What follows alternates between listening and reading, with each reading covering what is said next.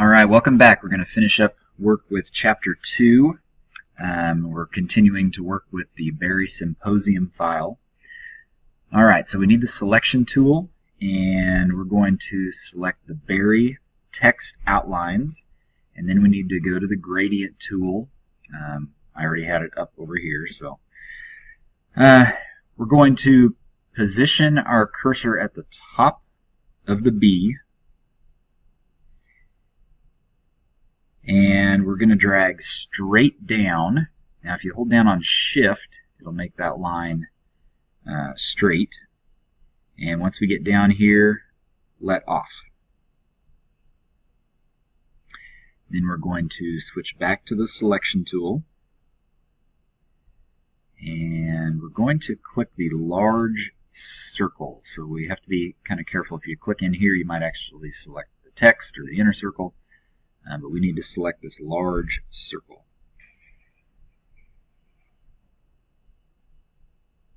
And once again, we're going to click the gradient tool.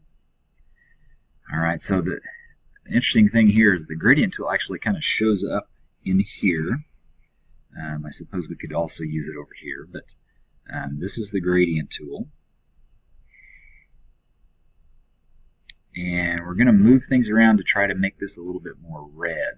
Okay, so I'm going to drag this over in here, and we're going to drag this one over as well. So that one might be just a little bit far. That looks good. We also need to drag these things back a little bit. So yeah, that looks good right there. Okay, after that, we're going to select the word berry again. We are going to apply a stroke to this. Okay, we want it to be black, and it just needs to be 1 point. So you can't see it all that well, but it is right there. Then we're going to copy that, and we're going to paste in back. Now you can't really see that anything happened. But we're going to change the fill of the copied word to black. Again, it doesn't look like anything happened yet. And then we're going to use the arrow keys. So press the down arrow key 1, 2, 3 times. Then press the left arrow key 1, 2, 3 times. And then it kind of looks like we have, if you click off of that, it's going to look like it has a shadow behind it. Okay, select the word symposium.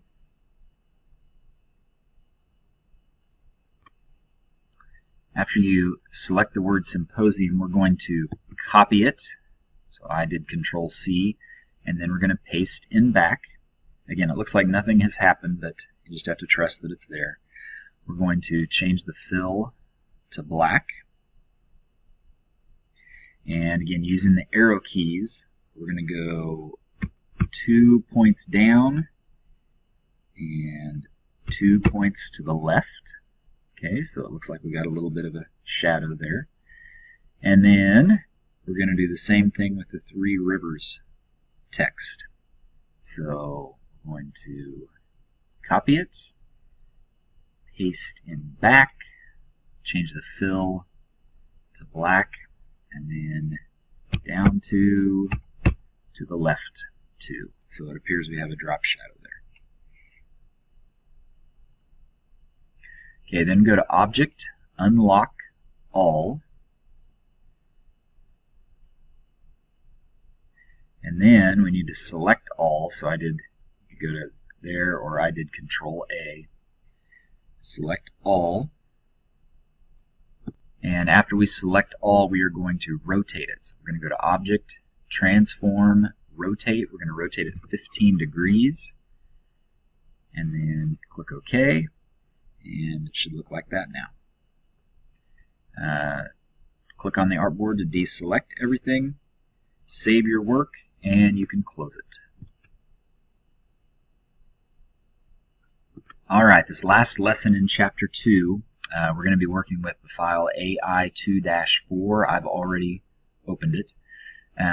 We need to save it as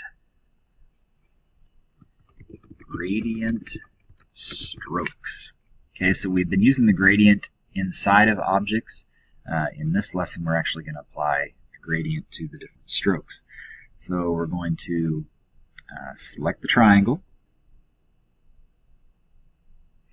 and make sure that we can get to strokes.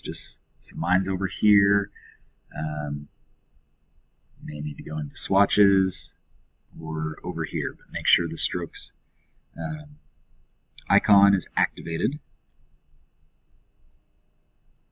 And after we have the triangle activated, we're going to go over to swatches, and we're going to select this yellow, orange, and blue gradient. So click on that.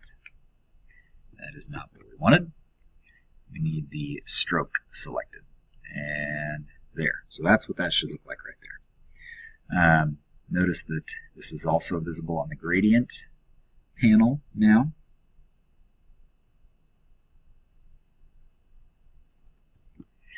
Okay, so in the gradient panel, notice that there is a button here that says stroke, and we've got 3 different strokes buttons. So apply the gradient within the stroke, that's what we've done. There's also apply gradient along stroke. Okay, so it kind of looks like that. Then there's also this third one, apply gradient across the stroke. So there's that as well. And then finally, there is also this button right here. This is the reverse gradient. So you'll notice how the yellow is on the outside, blue is on the inside. If we reverse that, it reverses it. The blue is on the outside, yellow on the inside. So those are some different things that you can do with a gradient on the stroke of an object. Save your work, close this file, and we are done with Chapter 2.